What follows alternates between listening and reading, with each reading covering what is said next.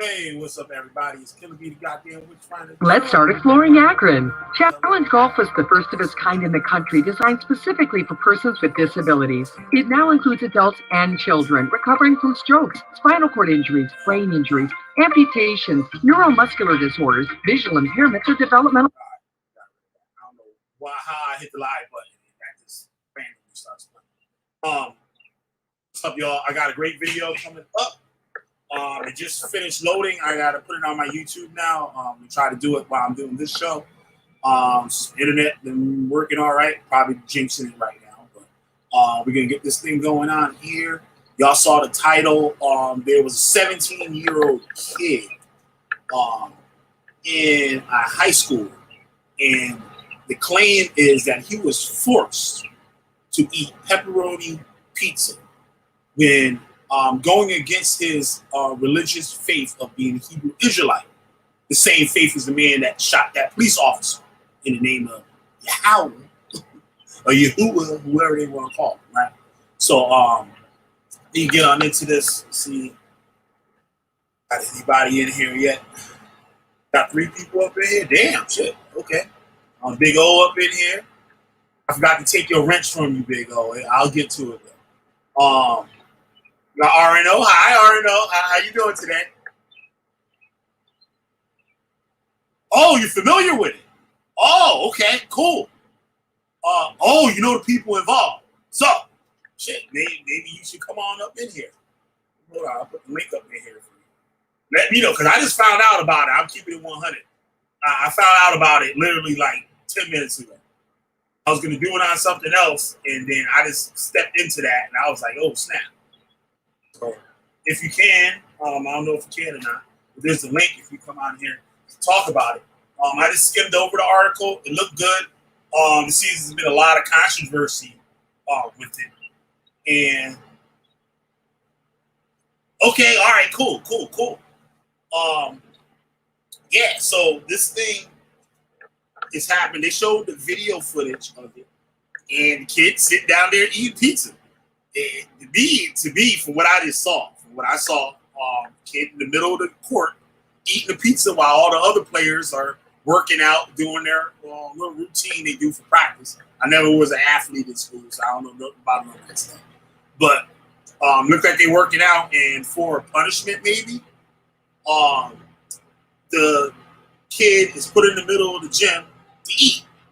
Now, they said he had to eat pepperoni pizza. From what I see in the article, that there was also a choice between pepperoni pizza and chicken nuggets. This boy sat there for the whole practice, or whatever part of the practice it was, eating. It seems that when it was ending, the boy got up and he got into something went on where this older person, I don't know if it was team captain or one of the coaches or something like that, and he seemed to be saying something to him, and there's another player comes over, grabs the guy's arm, pulls him away from him. But it didn't seem like, okay, I got RNO. Let me tell her something. Me. Hey, how you doing? Hey, how are you? Good to have you on here. Thank you. I won't interrupt your whole show, but I can't say exact. Can you guys hear me or no? It sounds weird on my end. I hear you. I'm getting an echo. Oh, there's an echo? Now I hear it. You're good now. Okay. Well, I can't spill too many beans because I don't want to give away too much about my personal information. But yes, I know some of the coaches involved. I know of this student. I don't know the student, but I have a lot of friends who know what's going on. And I just think it's very unfortunate because what the information we were getting is that the boy had been skipping practice, smoking weed. The boy's father brought him up to the school and brought him to the coaches and said, like, what can we do for my son? He's going to throw away his scholarship opportunities, blah, blah, blah. So the coach thought that this would be a good way to teach him a lesson, like, oh, you want to skip practice? Now, why don't you sit in the middle of this gym and eat this? We'll get you some fast food while all your teammates work out. And the boy said, I don't eat pizza. So the coach said, let me get you some chicken nuggets. And the boy said, no, I'll just eat this. And he ate it. And that's what happened. Wow. Yeah. You see this a lot with the people, the Hebrew Israelites and their children. These children are forced into this religion or occult. I'm not going to call it religion, call it occult. And they rebel from it. We see that. I heard Nathaniel from IUIC. This kid doesn't really give details about it. You got there's probably plenty other children out there that are forced to dress funny and everything going to school. And yeah, that's like a tactic to make the kids, the other players, get on him because he getting to eat pizza and all types of fast food while they practice. So yeah, they do stuff like that to people in the military, like they wear boot camp and stuff. Right. They'll give him a reward and punish the other ones. Why they get the reward when everything is their fault. But so I guess this father just came out and just said, "Oh, you made him eat pork," or he's not supposed to eat pork of his religion, but the student went and did it on his own will to eat pepperoni pizza. Yeah. And now I will say that I have to come out and say it is not right. I don't think for someone to pressure someone into eating something. I will say I don't think it was the best coaching move for a high school, but I think it's a shame that 7 grown men have lost their jobs. 7 men, one of whom I know well. He's a good man. He's a decent man. He would buy the kids like turkeys for Thanksgiving. He would give them money. He's been a coach in the district for years. He's an African-American man himself. Like, and the head coach is an African-American man, someone who, I mean, just a respectable person. And now their lives are ruined. I mean, I just think it's unfortunate. Yeah, it is. It is. But you said like someone should have been forced, like against their will, but it didn't look like this kid was forced from the video that I saw. The kid is sitting in the middle of the gym eating, and then afterwards he goes and picks the box. Like, if I didn't want to eat that and somebody forced me to eat it, after I ate it, I would have left it right where it was. There was nobody else in the gym. There was like one other person left in the gym. This kid walks over, picks up the box, the pizza box, and brings it over and puts it on the table or whatever, and walks away. Like he was done eating. Like everybody else done eating, pick up after themselves and go. It wasn't like I would have got up, left it right there. Good evening, and thanks for being with us. I don't know why this stuff is playing in the background. Let's start exploring Akron. The Salvation Army celebrates 137 years in Akron, serving Summit County as boots on the street, doing the most good whenever and wherever to help families in crisis. oh Lord. But yeah, that's crazy. I know you can't tell too much, but this man just got awards and stuff like that. I'm looking at a picture, stuff the man holding the plaque and stuff. So this man, it takes, and the people that usually do those type of things really like the kids and really want to fight for kids to have a good grow up and have a good life. Most like a lot of these cases, sometimes they want a life better than them. I know a lot of coaches out here that I went to school with. There was players, they had good coaches and stuff that really helped these coaches, helped the students, sometimes a little bit more than the parents did. Yeah. And these kids grow up, and some of them might not get to where they wanted to be, but they go back and they pick up coaching because they love the sport and they saw what the sport did for them and how they encouraged them to do better and stuff like, you know what I mean?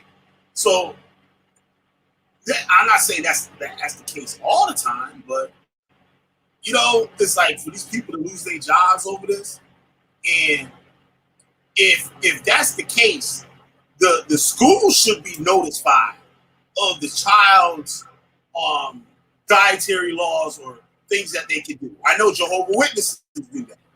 If you Jehovah's Witness, you got your kid in elementary school or whatever, they send a note to the school. Listen, my kid is not to participate in any Christmas festivities or Halloween or whatever, stuff like that. They're not going to stand up for the Pledge of Allegiance. Like the school is already priorly notified. Even when I was in IUIC,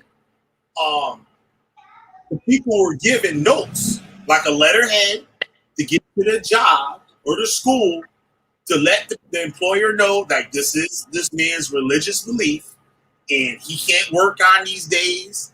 He's going to need the days off on these religious holidays and he has to dress a certain way to have some kind of backing for their religious rights. Because, you know, like you should have a right to practice your religion the way you want to practice it in America.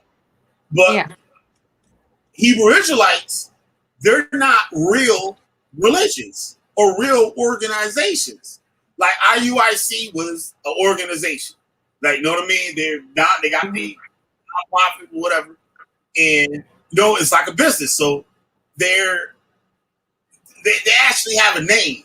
Like when you got somebody like GMS can't do that because GMS isn't an organization. It's just a group of people. Right. So no structure. So like if you're gonna claim a religion, the religion has to be like some type of organization. You know what I mean? It's not just like a bunch of people, oh, this is what we need, this is what we're gonna do. You gotta be able to prove that. Well, what happened was, and I wonder if this is why it kind of caught so much steam, is because the first newspaper article that came out, it said the boy was a Hebrew Israelite. Then all the cities around Canton, Akron, Cleveland, and whatnot, started saying that he was Jewish. Okay? Because nobody knows what the heck what Hebrew Israelite is, you know what I'm saying, out here. That's not really much of a thing. So they started printing that he was Jewish. Well, someone, shall I say, emailed the news and let them know that it's a cult. He's not Jewish. And then finally they've now changed it back and they started saying calling him a Hebrew Israelite again. But I just wonder if it picked up more steam because for a while they were calling him Jewish on the news. I don't know that, but I wonder. Yeah. Yeah, it's becoming more of an issue here. My brother-in-law is an IUIC person. So I don't want to take your show off topic, but no, it's all yours. It's all yours. You know more about this than me. Like I said, I just found out 10 minutes ago. I just literally found out about like 10 minutes before I started the show. Yeah, it's been going on now for a couple of weeks. I mean, they have film of the boy at a barbecue, a couple of years ago, I guess. And so that they're trying to dispute claims now, like, oh, hey, look, he's at this barbecue with these ribs. But no, seriously. And then the boy comes out talking about, or I guess his family, his father is saying that they were beef ribs, not pork ribs. But I mean, okay. Like, they always get caught with the pork. Always. I caught about 3 Hebrew Israelites claiming they're Hebrew Israelites, but you go on their Facebook, you see them grilling pork and shrimp, sausages.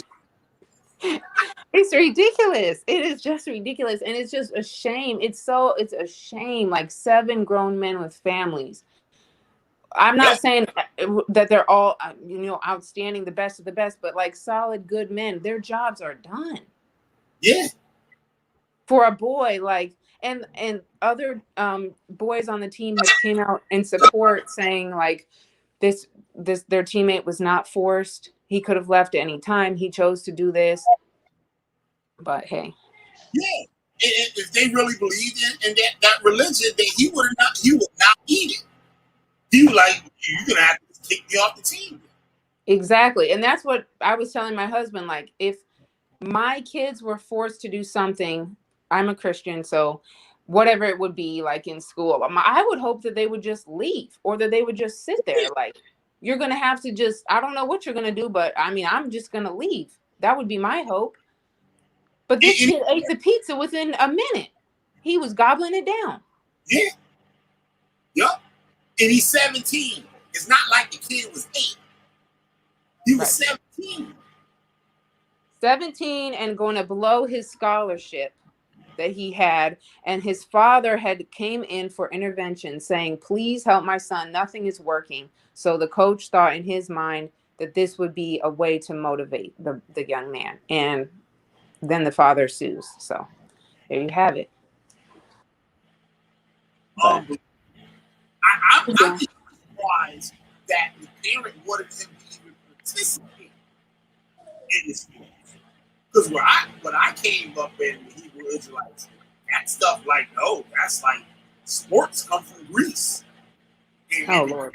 And all the homosexual stuff, and they showed us how gymnasium had some kind of like homosexual thing, like wrestling with naked things, something crazy like that. And so that all sports was off limits.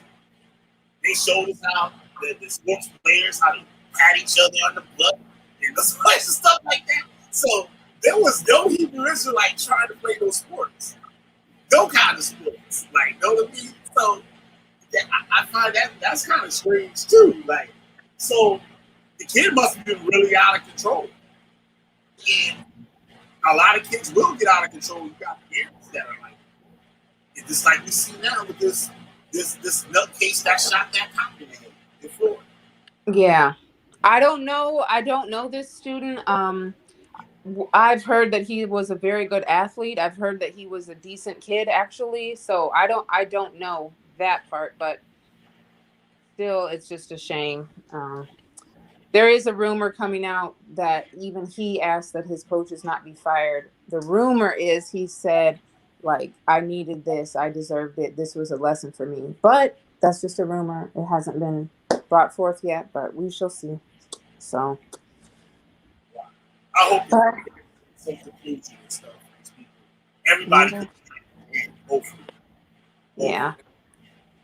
But I'll let you get back to your show. I'll listen to the rest of your take on it. And I just appreciate the work that you do, because this cult is horrible. I mean, it's gotten into my own family. So, I enjoy your show. Thank you very much for coming out. I appreciate it. You're welcome. All right. Okay. Bye. That's hard note. Good friend, she comes from over there.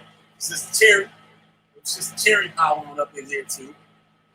This is crazy. So I got off that link that I had originally. It was kind of boring. It was just they were saying that the video footage that they used to prove it, and the defense is using that video, saying that the way that you're portraying it can't be shown because you took the audio out of the recording. So they said that there was like some kind of altercation and stuff like that, which I saw that part, but it didn't look like anything serious, where somebody was going to swing on somebody, or someone was really upset, right?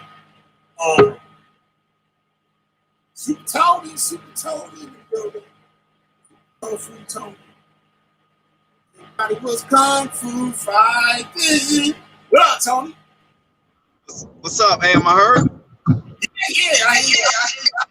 So, hey, I'm about to drive into a big storm, so I'm gonna say something real quick. To the sister, I was just about to say, and you kind of said it for me. I was going to ask you.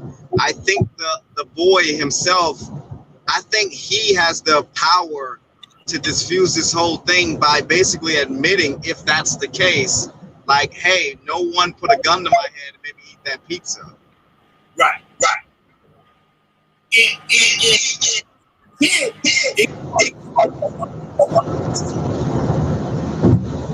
You broke up. Say it again. Now it's gonna make him feel something, because of him, it was because of his parent, and now the students, his fellow players and stuff are gonna have some kind of problem with him.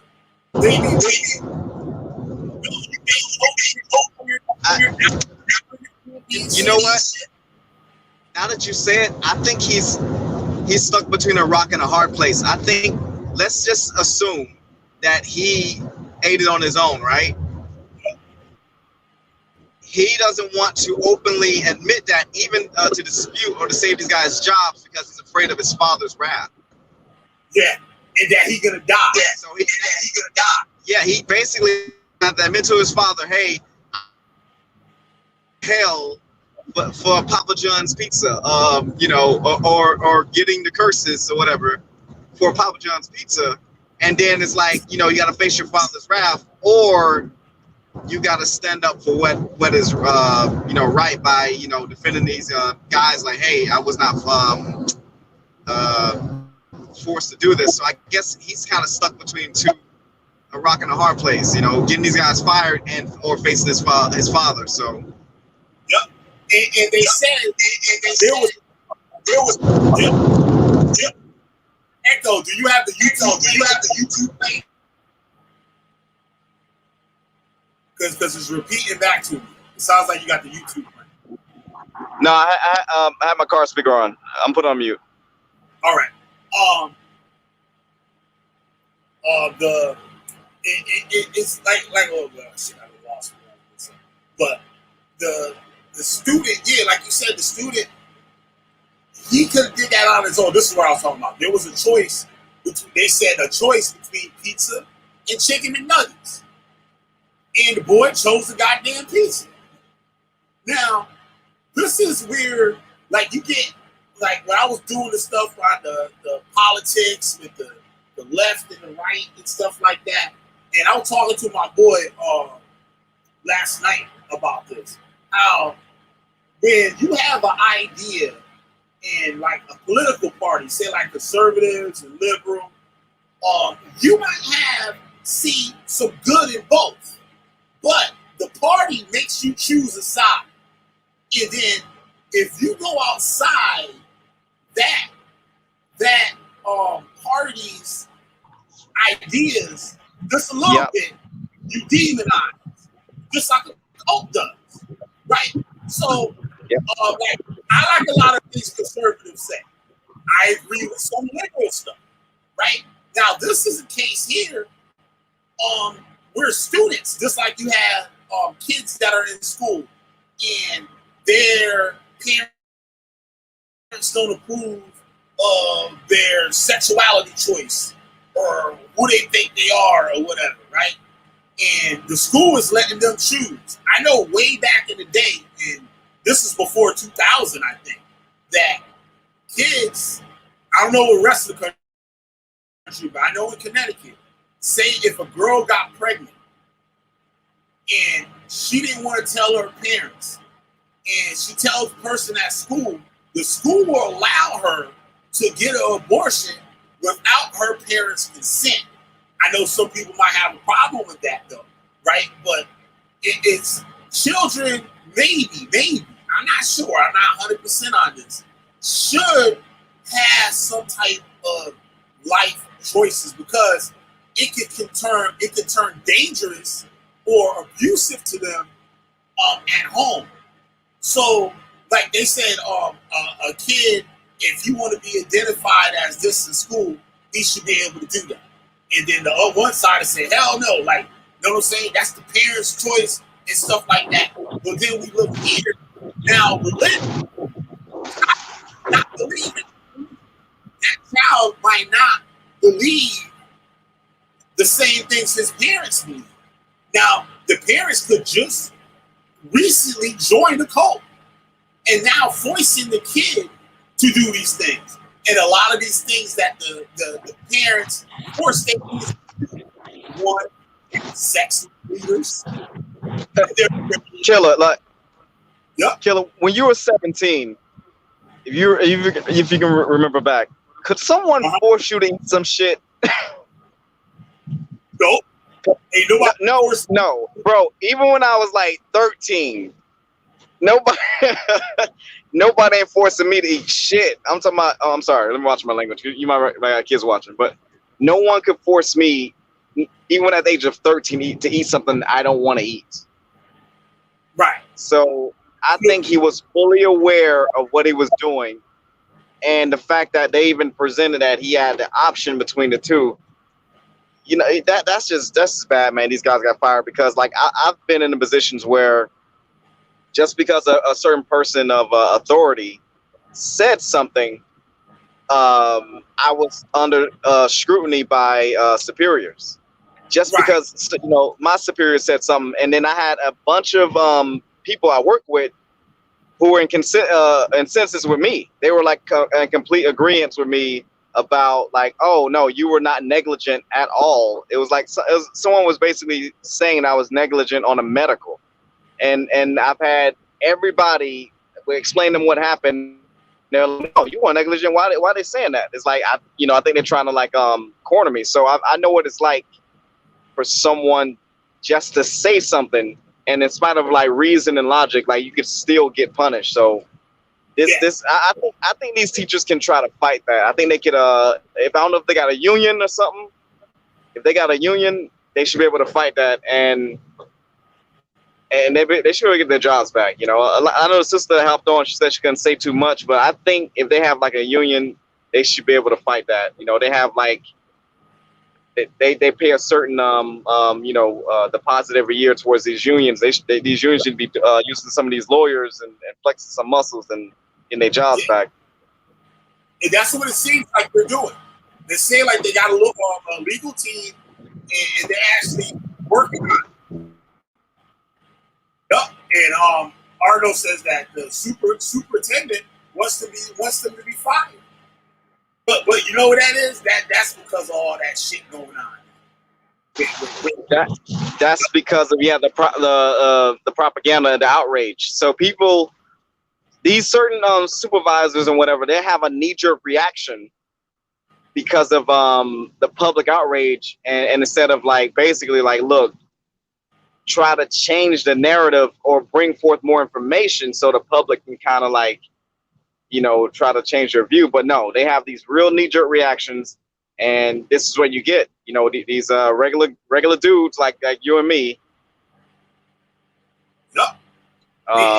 Just over some crap, you know. But like I said, I think you know, I think the boy, he's stuck between a rock and a hard place where he's gonna either face his father or he has to deal with getting these adults fired, and he's kind of stuck between the two. So I think he needs to speak to some adult or counselor privately and, like, kind of, like, cope with what's going on in his head. Because, you know, like, if he knows in his heart he did that, he's probably feeling some type of, like, guilt or something going on in his head. You know, like, 'cause I know for a fact you cannot 17-year-olds, some of the most rebellious people on the planet. There's no way.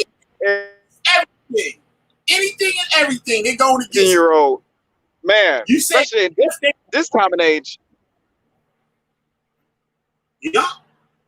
This ain't 1950. These 17-year-olds, man, they'll swing on their mama. So there's no way. I'm not convinced a bit that some people just, you know, pried his mouth open and stuffed this down his kid's throat. You know, I have a very hard time. I think that the father, if he had any common sense, I would have put all that energy towards my son too. I would, let's say, all right, let's just say the teachers did verbally force them. I would have still been harder on my son for listening to them. You know what I mean? Like, you know what I mean? Let's say I don't have a 17-year-old, but I can imagine if you had a kid and he's 17, I would have been more hard on him. If that's my, you know what I mean? Yeah, I'll be whipping his behind. Yeah. Don't hell with what they say. What did I tell you? Yeah. So maybe Pops is just trying to get that bag. I don't know. I don't know. It just seems a little. It seems a little weird. Like, as a parent and applying some common sense, I'd be like, wait a minute, how they force you to? What they did? What? You know what I mean? Like. Yep. Oh man, yeah, that don't make no sense. Yeah, I would have been hard on my kid. That's like, I remember when I was a kid growing up. I'm from late '80s, and if you came home and got beat up, man, your parents would beat you. Man, you could not come home with a whooping because you don't get two of them. So that's how serious we was back then. But so I can imagine a parent not being hard on him, especially with these quote unquote strict parenting rules. You know, I think Pops is trying to get a bag, and I think these guys there's room to fight this, and I think the kid, he needs to get some form of counseling, what he might be feeling, and get the bag for the cult too, not the bag for the money is gonna go to the cult. Now I don't see people in the cult get lawsuits, and some of the lawsuits they put in the cult. But since they're in the cult will pressure them to sue, right? And give the money up. Well, you know, brother, if we can really use that money, you know, Esau is wicked. You know, we got to use this law. We got to use the world. What they're going to say, use the world to get back at Esau, so we can get this money and give it up to the church, to the cult, so the cult can prosper. You know, most of these cults, they got to where they at from the members, not from the leadership. The leadership don't get them there. The members get them there. IUIC going to Africa. That wasn't Nathaniel doing that. That was one of their members doing that. The big billboard on the highway in Texas, the IUIC billboard they had there. IUIC didn't put that up there. A member put it up there. You know what I'm saying? So they'll use that money. Oh, come from Tony, drop off. Put the link back in there. They force them to do that, right? Now, like you said, yo, ain't nobody commit no kids, especially those 17-year-old black kids these days. Hell no. Hell no. Not no 14-year-old black kid. He's back. It says device not connected. I have to go leave and come back. Go and come back in. Oh, there it goes. There it goes. Yeah, I think the dad need to really realize how bad this is. You're gonna put the son in a real bad place socially. His teammates. It's not a good thing, man. Not a good thing. Now it shouldn't be that way. It shouldn't be that way. But that's most likely what's gonna happen. Like it shouldn't be that way. But if it's something that you really strongly believe that they was in the wrong for, so be it. Let all that happen. If you believe in it that wholeheartedly, like no be wholeheartedly, wholeheartedly, you believe that, let it happen. But if it's not some bullshit, and you're gonna allow your kid to ruin his whole life, because they'll tell you and shit that, man, that's the world. We're supposed to be worried about Yah or Yahweh. That's the world. We're not supposed to be concerned with what's going on in the world. So if you get in that college scholarship, Temple University, to wherever, like, you know what I mean? At Yale or whatever, that don't mean nothing. That's for the world. That's for you to prosper in the world. The world is wicked. So a lot of people, and normal people, when I say normal people, people that don't got the cult knowledge, like, you know what I'm saying? Not all of it's normal, but the people that know nothing about, I consider people that know nothing about the cult normal. But the way they look at it, they won't see all these details that I throw in. The law enforcement with that thing in Florida. You heard about the Hebrew Israelite that shot the cop, right? I don't know if he was a Hebrew Israelite. Was he? He was a Hebrew Israelite, bro. I got the video. The one with the dreads? The one with the dreads? Yep. Hey, you want to hear something? Hey, this is strange. Hey, Killer, this is real strange. A guy I work with knew that cop. Oh shit. A Spanish, look, man, life is strange. Just like how the sister hopped on and she was telling you, bro, the guy I work with, he is a certified police officer, but he went to, I think, Cocoa Beach, somewhere in North Florida, because they were hiring cops to be police officers up there, right? Yeah. And so he went up there, moved his whole family there. He didn't like it. He's like, man, this place is hick. It's straight redneck. I don't like it. He left. He came back to South Florida. And now he's a lieutenant down here, you know, my job, right? Yeah. And he said, yo, did you hear about the story about the cop? And he's like, yeah, I knew this guy. He told me he used to be a cop at another place and somewhere in Florida. And then he came over there, and then he showed me the video. He's like, yeah, man. As soon as I saw the picture of the cop, he's like, I knew this guy. He's like, I was like, what? He's like, yeah, man. So this, life has like wires that entangle everybody either directly or indirectly together. So I didn't even know he was a Hebrew. So that's until early this morning. I didn't know either until early this morning. Interesting. His wife on Instagram talking so boldly with him about him. They don't put up a GoFundMe for the nigga. They caught him. They caught him this morning. Oh, they caught him. Okay. And how when the cult member kills somebody, right? The cult is good for saying, "Oh, he's no longer with us." Yeah, we put him out the cult. We put him out months ago. That's exactly the black militia group that he was in. They said that, right? But guess what? Guess where they found him? On the property of one of the group's members in a goddamn tree house. He was sitting in a tree house on a 3-acre property, hiding in a tree house with all these guns and body armor plates, flashbang grenades, and everything. But they got his own head. Yeah, they are protecting him. And the Instagram live talking about, I know why they messing with me. Why the cops is following me? All this crazy stuff. You see the video. I'm going to put it up after this. I'm going to upload it after. Yeah, man. Here. But it's ridiculous. These people see nothing wrong with what that man did. They see nothing wrong with it. She's supporting the man. Like he did a good thing. Why the cops got him anyway? He wasn't about to be no victim. The cops got the right to do that. He see you sit in the parking lot at night and shit like, who is you? He can do that. That's part of his job. They doesn't have to be a call for him to stop and check you out. They don't have to be a call. It's crazy the way these people. Yeah.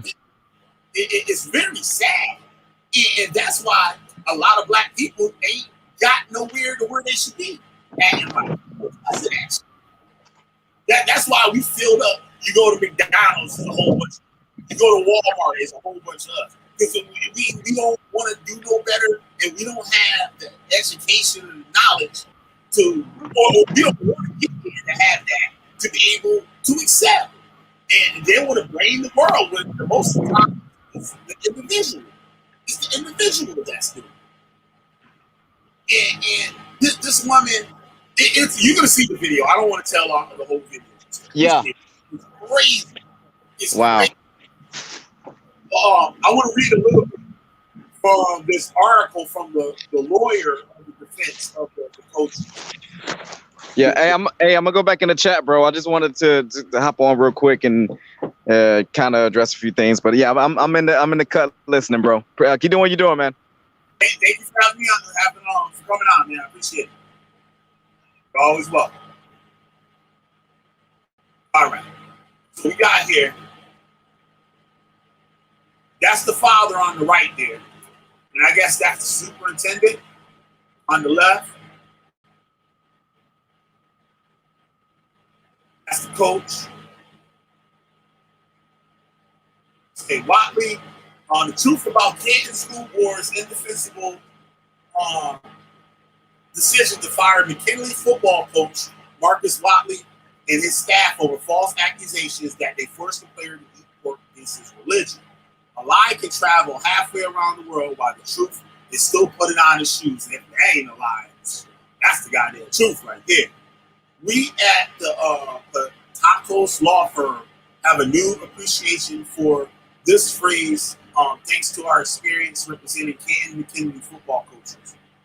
Marcus Wattley, Frank McLeod, and other members of the staff who were fired last week based on false, malicious, and barely investigated accusations that on May 24th, they forced the 17-year-old player to eat pork against his religion.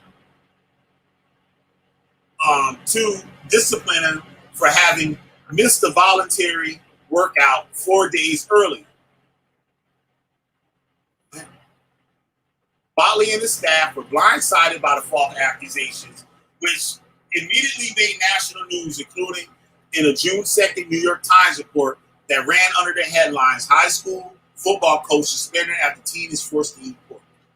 This report and others stated that the Canton Police Department was investigating the matter, and repeated accusations from the teen's attorney, Ed Gilbert, and the coaches knew of the teen's Hebrew Israelite beliefs, forced him to eat pepperoni pizza to punish him and disrespect his religious beliefs.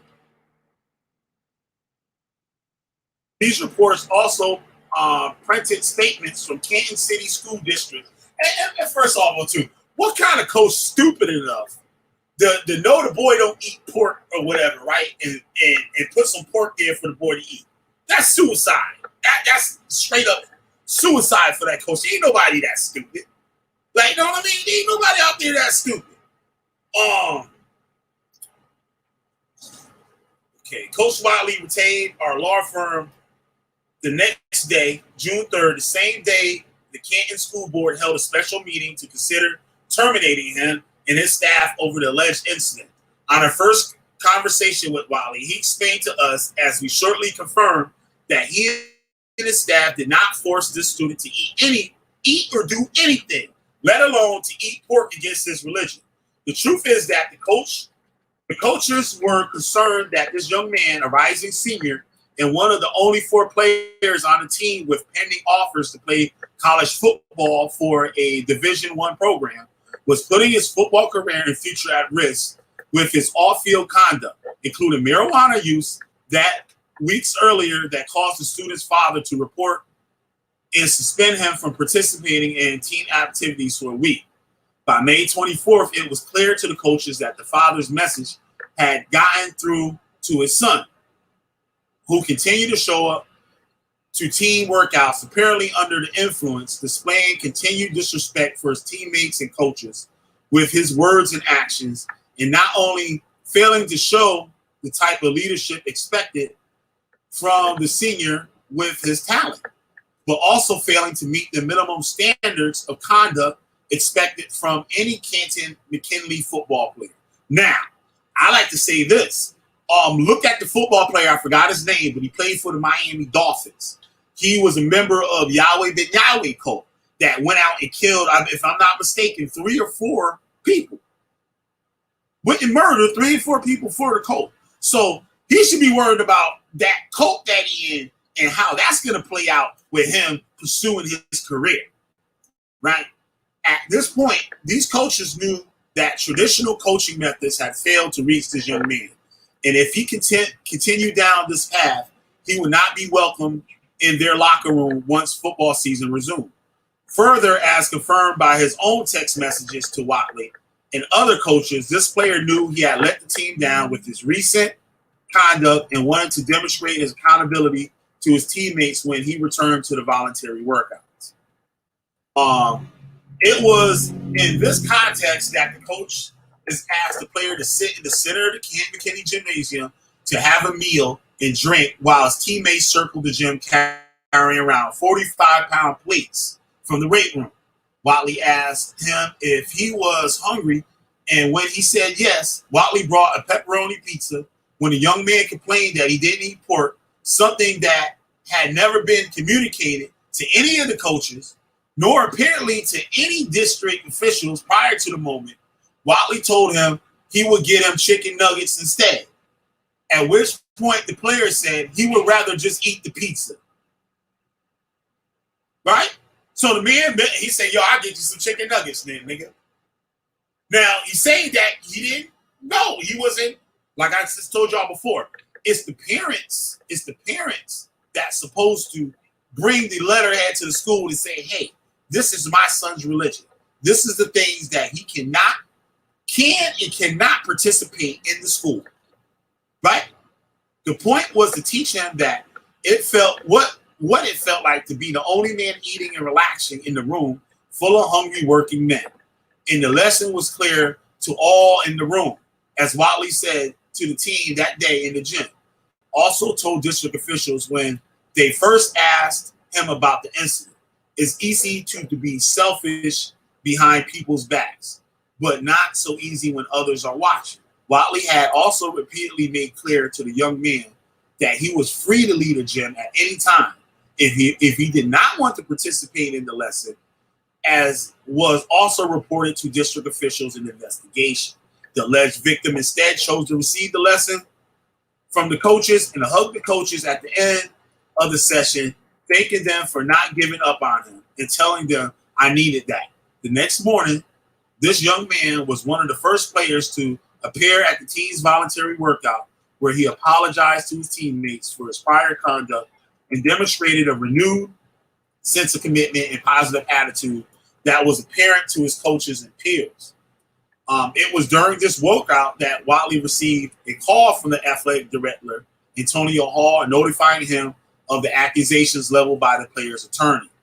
And that afternoon, while Wattley was out to lunch with his fellow suspended coaches, the player called Coach Tyler Thatcher, who placed him on speakerphone as he apologized to the coaches and told them that he understood the purpose of their actions in that previous day workout, that he never expected or wanted them to be disciplined over the matter, that he would speak to this, district officials to straighten this out. After Wattley explained the above to us in clear, I'm not going to read this whole damn article. I'll tell you that. This is long. Let me skim through this thing.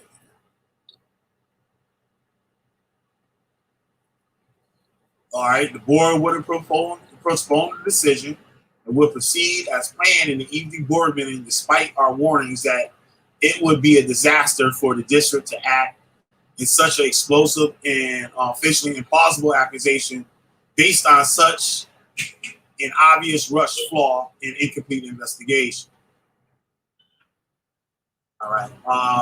This included a half dozen members of football team who were in the gym during the alleged incident, and were eager to confirm what Coach Wattley told us about it, including that the alleged victim understood the purpose of the lesson as well as the need for it, agreed to participate in it, was offered chicken instead of pepperoni pizza, was free to leave at any point. Remember, it was voluntary. You know what I'm saying? So you didn't have to be there.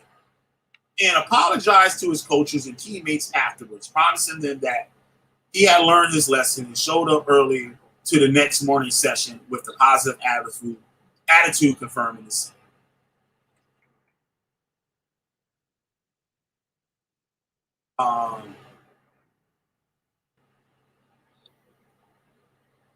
Wattley was hired as the first black head coach in the legendary program history, also emphasized the coach staff's extraordinary commitment to the personal well-being of the students. Like I said earlier when I was talking to Ardo, these coaches really love these kids and what these kids excel.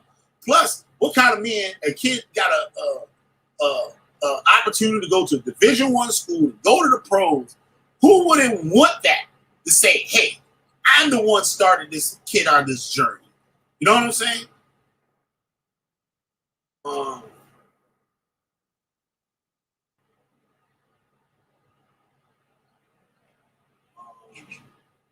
These young men also confirm how concerning it is to the team when a player doesn't respond to text messages from coaches or teammates, as 4 of the team's players have suffered gunshot wounds in the last year alone. So 4 of these players have been shot.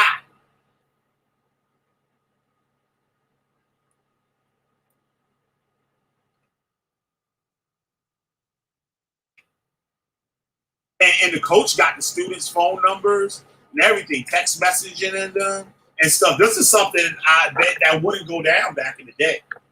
Like, I don't think coaches would be allowed to contact students by phone or anything like that previously. But now I guess times have changed and stuff.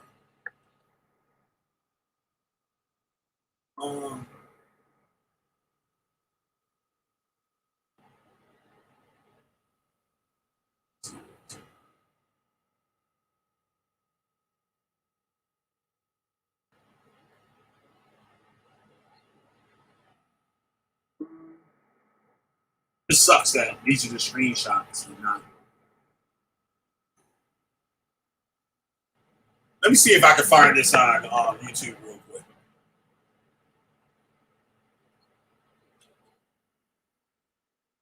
Let me see if I can find this on YouTube real quick.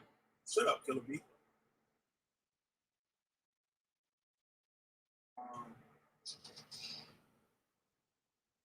Force.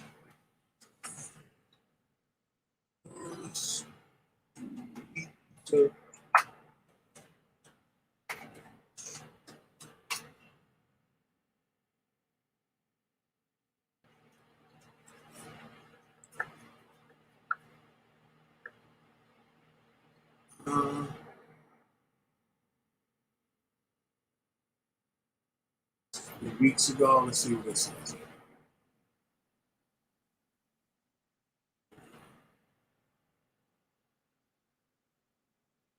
This, there's something here. Oh, actually, let me get this because I ain't gonna read no more of that shit. I'm just gonna watch a couple more videos.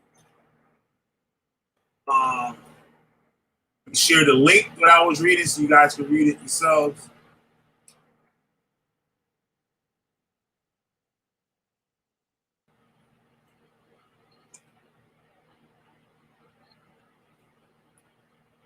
All right, that's the link to the article that I was reading. Yeah.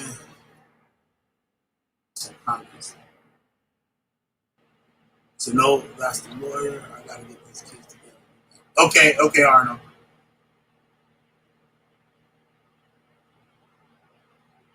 What the fuck is that shit? Oh.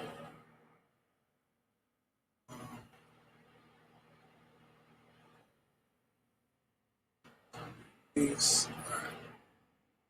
Let's see what we got.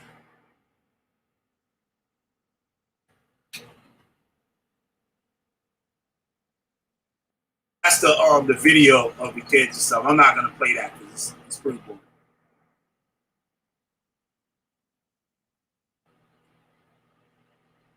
That's just a short version. The video released today shows the events that led to the firing of Canton McKinley High School's head football coach and 6 assistants for allegedly violating a player's religious beliefs. The video shows the 17-year-old football player sitting inside a circle being urged to eat a pepperoni pizza despite his religious beliefs that ban pork. This is punishment for missing a practice. Now, y'all saw that boy eat that food. That do not look like nobody that don't want to eat it. I'll be eating all around those pepperonis. Coaches are now fighting their dismissals, claiming the player was offered chicken nuggets.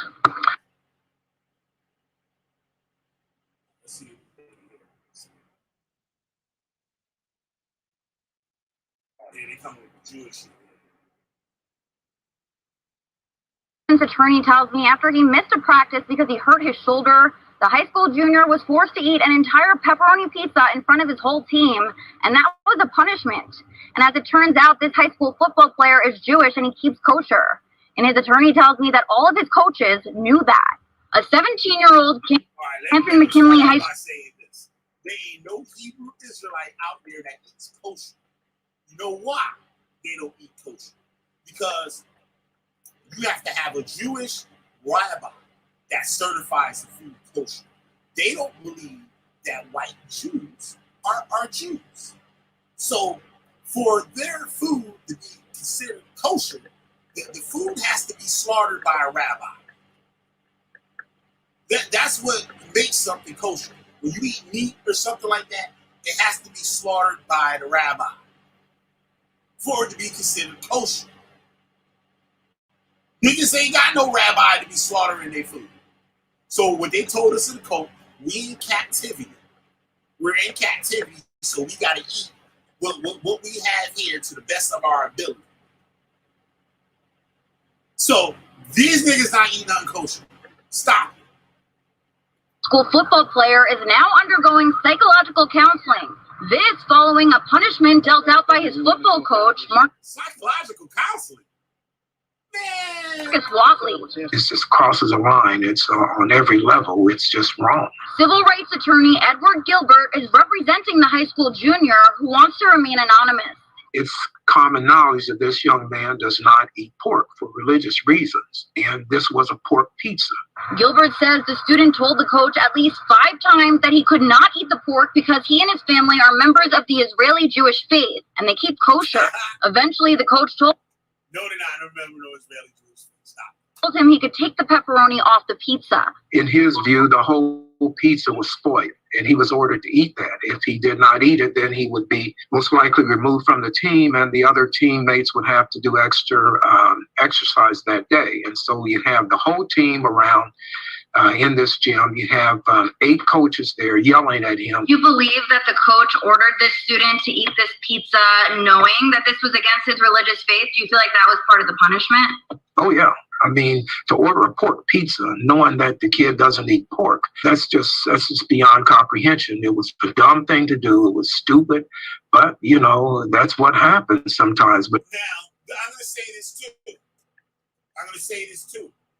Most people, when they look at Hebrew Israelites, they don't look at it as they looking at real Jewish people. Real Jewish people don't know everything that they do. I'm not going to say it like that.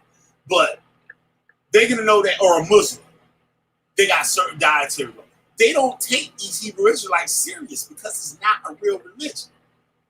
It's a cult that changes and flips and bounces their doctrine every day. That could be ignorant on the people's part, but that's just what it is.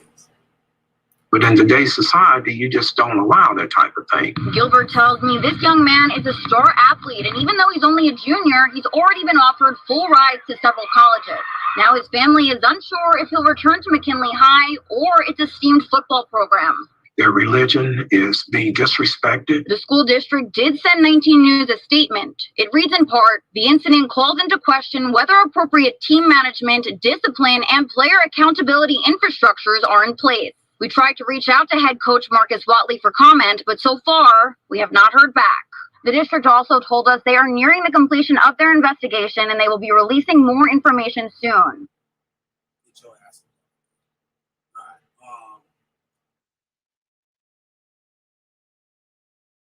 Let's see what the father said.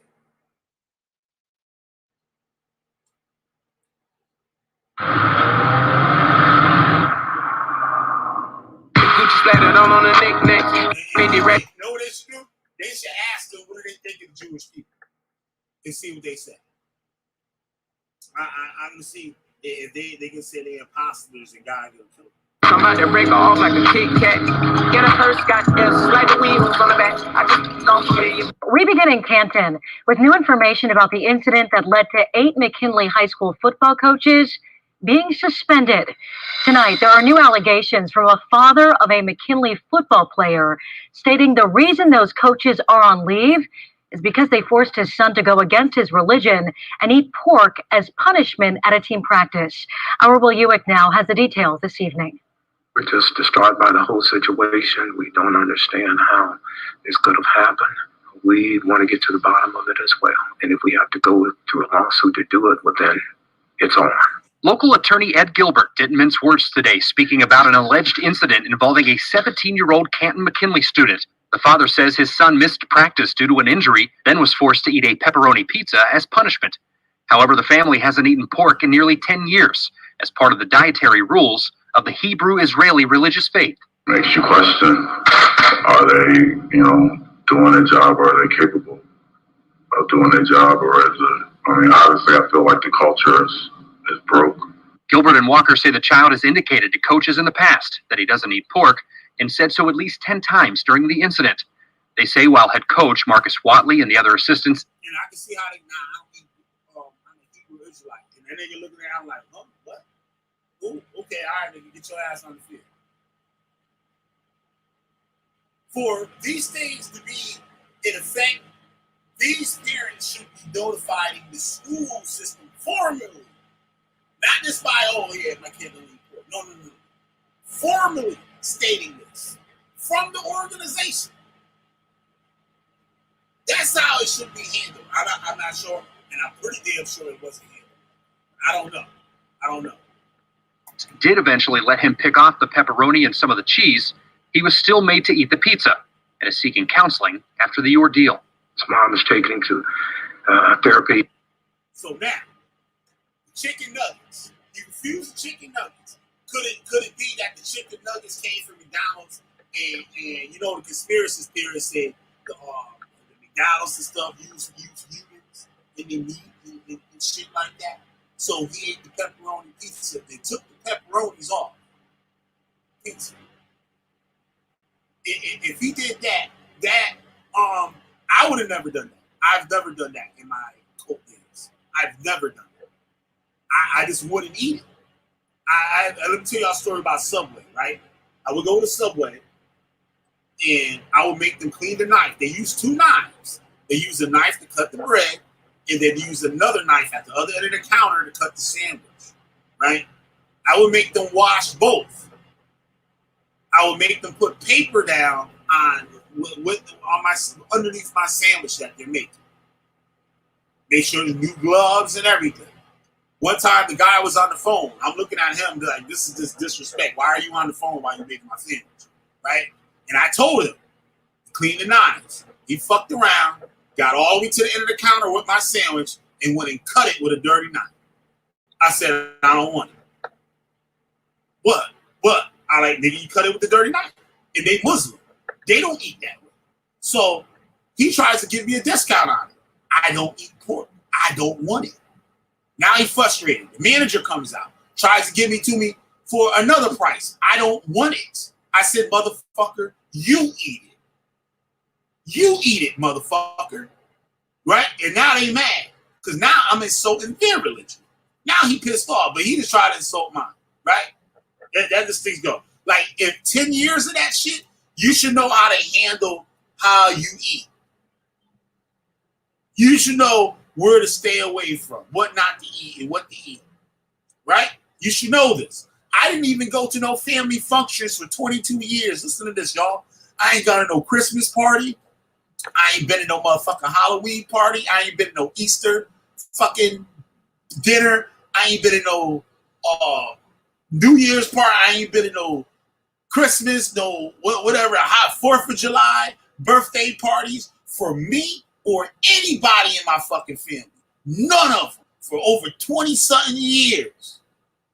Totally isolated myself for 22 years. Totally isolated. Birthday parties, Father's Day, none of that. None of that. And partial of that happened before I even became a Hebrew Israelite. I was vegan. This is when people didn't even know what a vegan was. This is the early 90s I was vegan. Didn't wear leather, nothing that was made from animal or nothing. I wore. If I had a piece of clothing with a little suede strip on it or something like that, I wouldn't use it. I'll throw it away. Wouldn't even sell it or give it to anybody. Little kids, I'm hanging with some friends. They got some little kids that go in the store. They want some candy or something. I wouldn't even buy it. If they had some candy that got pork in it, I wouldn't buy it. I'm like, too bad, little nigga. You're not getting it. You can cry. You can do whatever. I'll buy you these Swedish fish or something that's kosher that I know ain't no pork or whatever, and I'll buy you that. But no. And I ain't care if the kid cried or whatever. I don't care. I'd be like, shut up. And hopefully he will be able to work out his depression as a result of this. The Canton-McKinley School District and Board haven't responded for comment on this allegation, but we have learned that 8 coaches have been placed on administrative leave. While the school won't confirm that this is the reason why, they did say they received a report of an incident during the football team's strength and conditioning practice from May 24th, and that it's under investigation. We have asked them to talk with the coach. We've asked them to give an audience with us. They have not done so. The boy's father says he did have a meeting with the superintendent right after the incident, but the school hasn't responded since. So if they won't meet to discuss what happened, he and Gilbert are ready to file. We would like to work this out, but they have chosen not to work it out, and they have chosen not to speak to us, so we have no choice but to move forward in a court of law, and that'll be very soon. The district and a board member did tell 3 News that once they complete their internal investigation, they will reveal more details about what happened. But Laura, it was very obvious in speaking with the father and the attorney today that their patience is running thin. All right, well, Ewick, thank you so much. Let's see what's something a little bit more recent.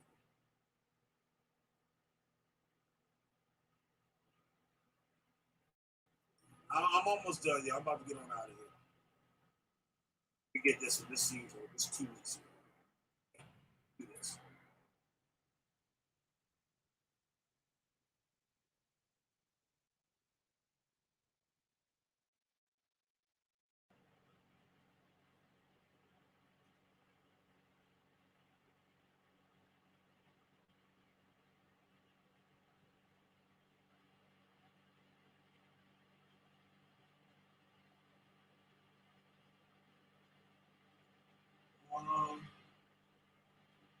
Yeah, listen to people that you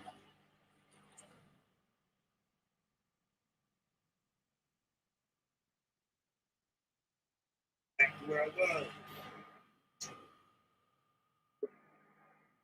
Here we go. Play this one. I'm up out of here.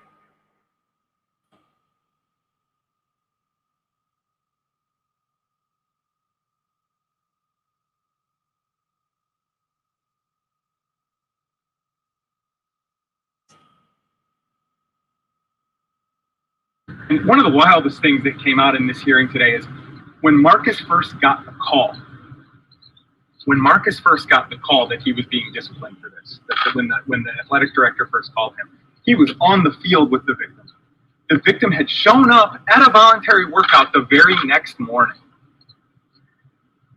The morning after this discipline happened. If I would ask the public, if this young man had really been abused as he's being accused of, if he was really forced to eat something against his religion, can you imagine how awful that is?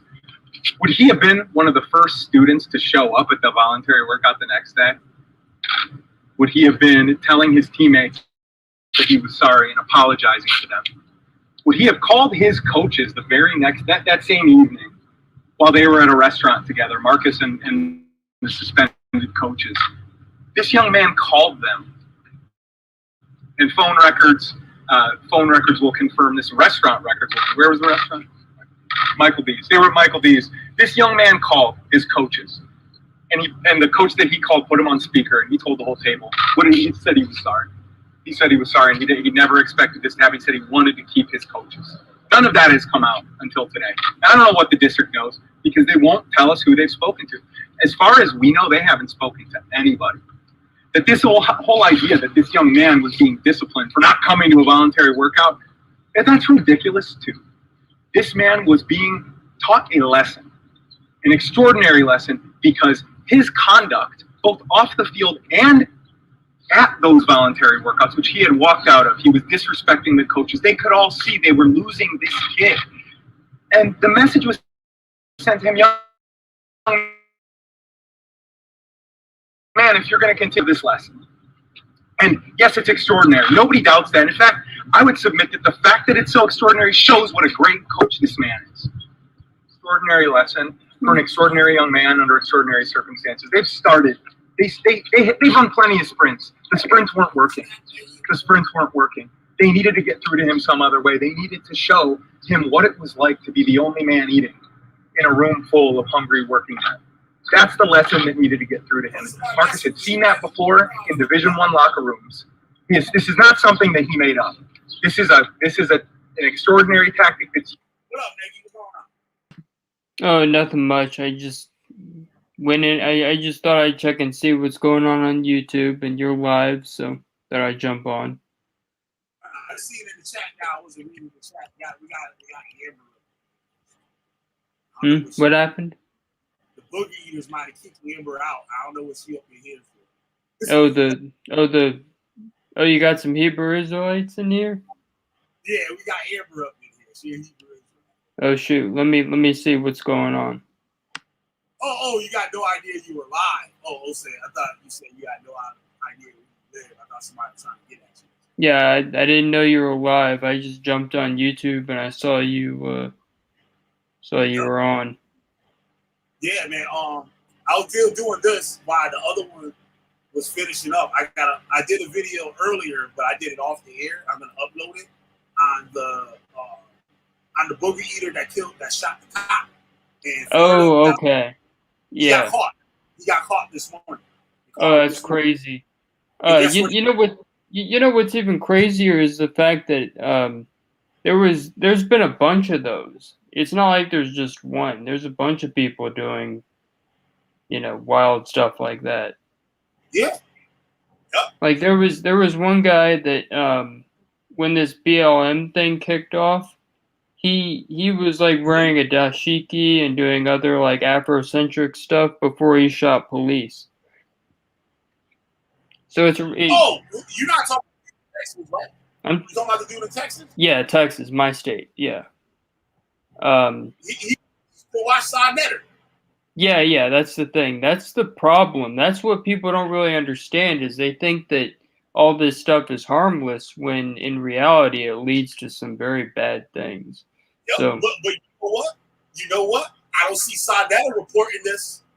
of course not. Why would he report on one of his own? Why would he report on one of his own bad apples? Yep. It's like he's the person who would make that go away. He wants that under the rug. Mm-hmm. Yep. Absolutely. So because he can't have any bad press whatsoever. Especially the ones that the press that's gonna fall back on him. Exactly. If anything makes him look bad, it goes out the window. Yep. And that's the problem. That's why people like you and people like me are needed, because we need to hold a mirror up to these vampires. Yeah. And the people, I was going to do the video on him. Well, I got the one on him being caught. I was going to do another one, right? And then I stumbled across this article while gathering information for that. And I was like, yo, I'm doing this one. And then Arno came on here. She was like, yo, I'm familiar with the people. Like, I know some of these people. Like, I know people that know these people, right? So she went on and told us her side of it and stuff like that. And this stuff is like kind of like ridiculous. Like, I can see if now you're supposed to have religious freedom in the United States. I'm not against it, right? But it seems to me with this case, it went somewhere else, and it's part of the parent more than anything. Because here, can I tell you where religious freedom starts and where it ends? It starts when it's individuals who want to practice a religion or come together and practice a religion. When it ends is when they do that to cover criminal activity. So if they're coming together to commit crimes, but they're using religious terminology to hide it, then that's when it becomes illegal. Right. Now, that's good that you said that, because I was working on another show that I was going to do, right, on this general. And he was questioned about the critical race theory thing, right? And now he said that it should be studied. He said it in the military academies and stuff. He said, I read books on Mao and all these other people, Hitler and all this shit, like, right? And that we should look into this to see where, like, I agree with half of what the dude said, and I disagree with half of what he said, right?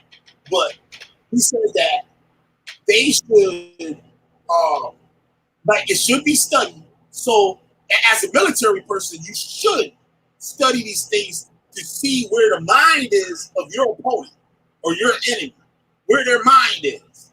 Now, and he talked about religious freedom and stuff like that. Now, he said, you got a right. He said, it's okay. Now, he didn't say like on religion, but he said ideas are okay. How you think and feel is okay. But where the problem comes in is your behavior towards it. So when that is an important thing to keep in mind, because what happens is people tend to think that they tend to ignore the lines between the two. Like, for example, they think that your behavior can go with your ideology because that's, for example, if someone thinks communism is the right government, but they want to commit crimes to get that, get that into power, then they really are just criminals. They're not communists. Yeah, it's crazy, yo. And just like this lady, you're gonna see the video. I got the shooters in Florida wife on Instagram. Oh, okay, all right. Well, yeah, I definitely want to hear more about this, but yeah, go ahead. Yep. Let me finish up this video. I'm gonna play that general real quick. Okay, yeah. All right. Let me play this. And one of the wildest things that came out in this hearing today is when Marcus first got the call. They needed to get through to him some other way. They needed to show him what it was like to be the only man eating in a room full of hungry, working, extraordinary circumstances. They've run plenty of sprints. The sprints weren't working. They need. Nobody doubts that. In fact, I would submit that the fact that it's so extraordinary shows what a great coach this man is. Extraordinary lesson for an extraordinary young man under extraordinary circumstances. They've run plenty of sprints. The sprints weren't working. They needed to get through to him some other way. They needed to show him what it was like to be the only man eating in a room full of hungry working men. That's the lesson that needed to get through to him. Marcus had seen that before in Division I locker rooms. This is not something that he made up. This is an extraordinary tactic that's used to teach an extraordinary lesson to extraordinary young men under extraordinary circumstances. And the laps weren't working. And again, this man wasn't forced to eat anything. He was asked to accept this form of a lesson. That's very clear. And he wasn't forced to eat pork. He was offered chicken fingers. You can sit here and eat. And if not, you can leave. That's the lesson. The truth is out. I just asked that our coaches come back. Cam McKinley. We won't be the same without him. And we won't stop fighting until we get them back. They're more than coaches. These men make sure they go through everything. Stress, sleep. They lose sleep over me. And the boys, they're more than coaches. They're father figures to me. Me, I lost my dad when I was young. I grew up with only my mom, actually. And all of these coaches, not just Coach Brewer, hit that spot, and actually. And I never found a father figure to step in to take that spot. And all of these coaches, not just Coach Brewer, Coach Wattley, all of these coaches came in and they showed me different types of father figures that I have. So I won't stop fighting for these coaches, and I won't let up until these coaches are back on side. Every day to and from practice, they load their cars with kids. They use their own money on food for us. I mean, they really do love us. That's what it is. Just like that. See that? You see now? You can see from. Now you can see from the. Why are you up out here, dog? I didn't even put you up out here.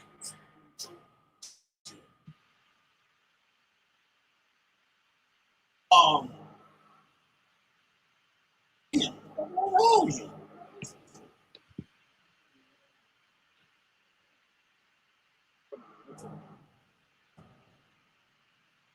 Oh, you want to hear something kind of funny? I was on Orthodox Moore's channel, and guess who dropped by in the chat? So as you see here, that kid said he don't have no father, and these coaches have showed their worth, showed him his worth, and he said those coaches lose sleep over us at night, thinking about us. And y'all trying to take this man away from us over some bullshit. Yeah, I heard that. Let's check this out. It's kind of funny. I'm trying to think how other people I've known would have handled that. Actually, I'm gonna play this. Can you hear me? Can you probably can't hear me, can you?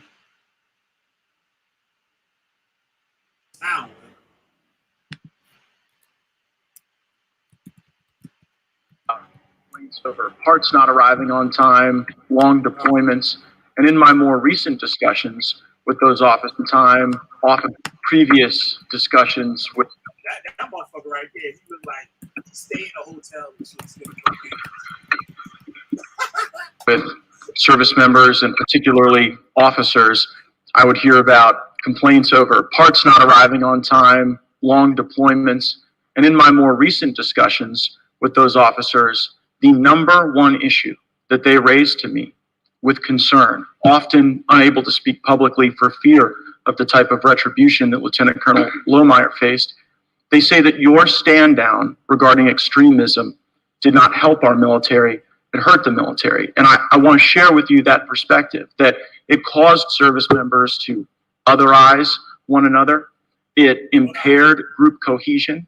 And interesting to me is that I've heard those sentiments most frequently from units that are majority minority, that this was not particularly helpful. So I wanted to give you the opportunity to maybe share with us more specificity regarding the definitions that seem to be a challenge when Ms. Hartzler was asking questions. How should the Department of Defense think about critical race theory? Could I make a comment, Secretary? I'm sorry. I'm very limited on my time, General Milley. Well, I just want to make a comment. I know, but I've asked the question to Secretary Austin. I don't know what the issue of critical race theory is and what the relevance here with the department.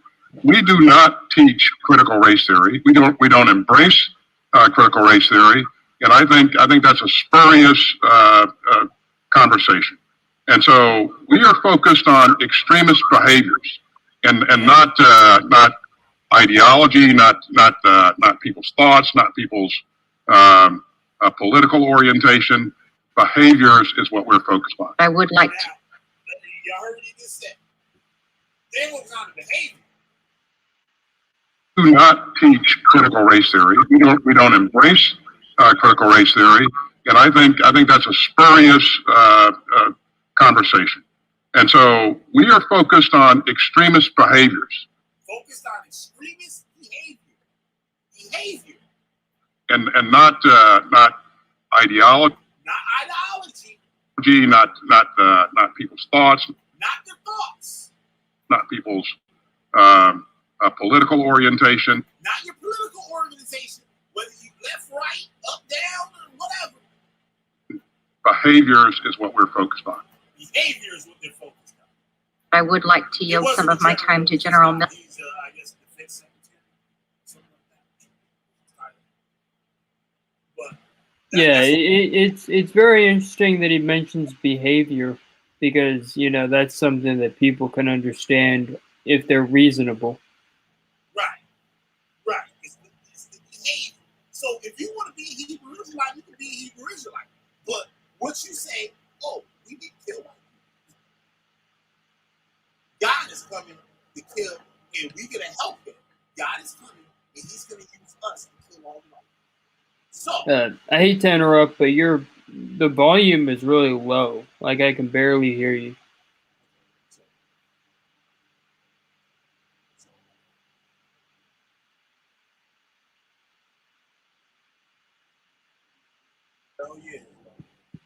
Like, I can barely hear where you. I had to turn up the volume. How about now? Is it better now? Oh, there. You're better. You're better.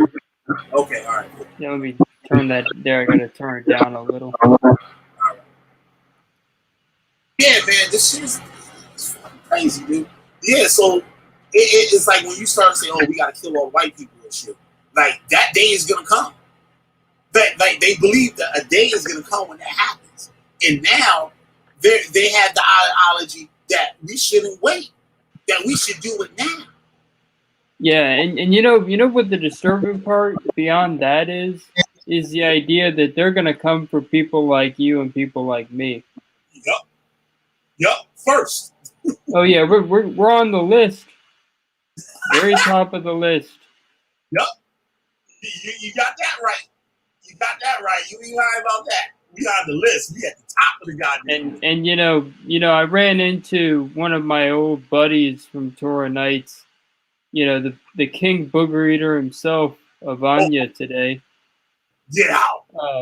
I ran into him today when I was on Orthodox Moore's channel, and he didn't say anything, but I didn't want to engage him because I know that dude is just crazy. He's probably one of the people who wants to knock us off. Yeah, absolutely. but he's the one that get caught with the pork chops on the grill though. Yeah. Pork chops on the grill and 2 fake Rolexes on each wrist. With different times. Yeah. And shoe, you did a whole thing on it, but yeah, shoes, everything about this guy is fake, fraudulent, phony. Yep, absolutely. Everything from that to his frogs don't poop. Yep. So he seems to distance himself from the cult. Not from the cult, but from old boy. It seems that he distanced himself from him. I haven't seen him around. No. Well, that's good. Maybe old Booger Eater's getting an idea. He needs to change. Yep. Well, his change will come in starting his own group. That's where his change. Well, that's not good. Not good at all. But yeah, I'm gonna wrap it up. I'm gonna get on out of here. Okay. At least I have some internet for today. So, I'll probably go live on my own channel because I have stuff I want to talk about. Okay, cool. I'll come through. Yeah. Feel free to come by, but don't feel obligated. All right. I want you guys to check out Navy Springfield too. Y'all going over here and subscribe to Navy Springfield. You look in the chat, his name, that's his channel name. Use the same avatar and stuff. So you guys go over there, subscribe to him, like his videos and stuff. He got really good content over there too. I appreciate that. Thank you. I'll see you next time or whatever. Take care, man. Take care, Navy. Yep. Yeah, man. So with that, y'all, I'm gonna get on out of this mug. I'm gonna upload that video I did earlier. That's a great video. I act the fool on that video. Y'all want to laugh? Y'all want to learn some shit?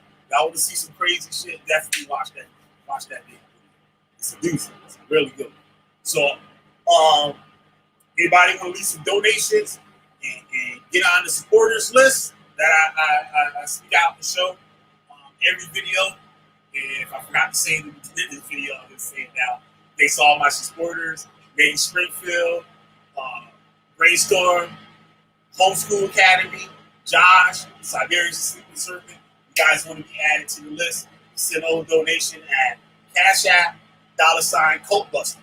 And you get you on that list and you be shout out on every video shown on the screen. It's a great way and stuff. Just to thank you for your support. And also, put your YouTube channel on there so YouTube channel get a little bit of exposure also at the same time. So scratch my back, I scratch your back. So, with that being said, I'm going to get on out of here. I'm going to be the Witchfinder General. Like, share, subscribe, and we're about to join. Thanks to Tony S., Arnold, and Nick Springfield coming out tonight. Stay tuned for the video I'm about to upload. The video. Definitely don't want to miss that. On this Booger Eater that shot. So, that, I'm up out of here, y'all. Peace.